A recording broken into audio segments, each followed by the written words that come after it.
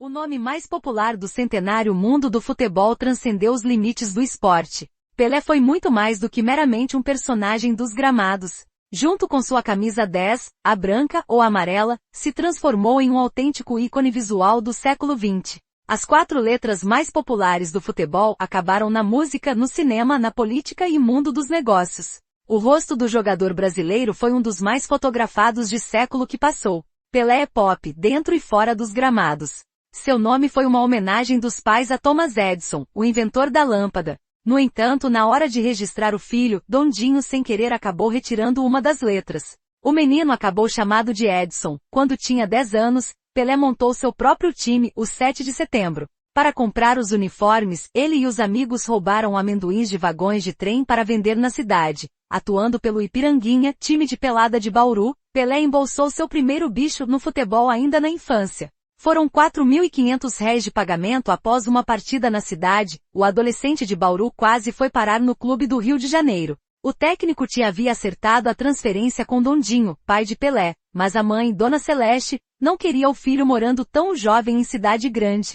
Em 1956, Pelé perdeu sua primeira final vestindo o manto branco do Santos. O futuro rei desperdiçou um pênalti e amargou o vice-campeonato na decisão da Liga Amadora da cidade, contra o Jabaquara, após a derrota na Liga Amadora de Santos. Pelé foi oferecido ao Vasco da Gama, que o recusou ao saber de sua idade. O clube carioca mudaria de opinião após um torneio internacional no ano seguinte, em que Pelé vestiria a camisa vascaína em um combinado Vasco-Santos. Mas já era tarde, um jogo-treino entre a seleção e o Corinthians, no Pacaembu, quase mudou a história do futebol. Pelé sofreu uma pancada no joelho do zagueiro Ari Clemente e por pouco não foi cortado da Copa do Mundo de 1958 pelo técnico Vicente Feolala. O garoto do Santos acabou viajando para a Suécia ainda em recuperação. Os registros de uma das jogadas mais bonitas da carreira de Pelé foram destruídos num incêndio nos arquivos da TV Record, nos anos 1960. O lance em questão é conhecido como gol de placa, uma jogada eternizada no Maracanã em março de 1961, na qual o santista passou por metade do time do Fluminense antes de marcar, na época em que todas as chuteiras eram pretas. Pelé foi o primeiro jogador do mundo a virar alvo das grandes marcas esportivas.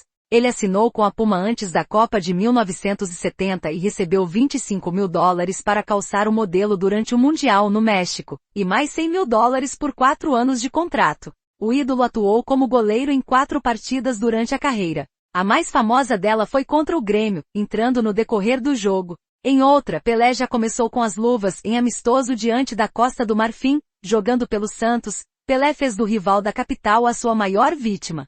Foram 49 gols marcados em 49 confrontos. Neste período, o Corinthians ficou 11 anos sem vencer o clube da Vila Belmiro, entre 1957 e 1968. Nos últimos anos como jogador do Santos, nos anos 1970, Pelé conseguiu conciliar o futebol com os estudos. Ele se formou em Educação Física pela instituição hoje conhecida como Universidade Metropolitana de Santos. A marca de café que levava o nome do jogador foi criada em 1970, depois da assinatura do atleta com a Cacique. O café Pelé foi exportado para diversos países do mundo e ficou bastante famoso. Pelé se aventurou na música, uma de suas grandes paixões.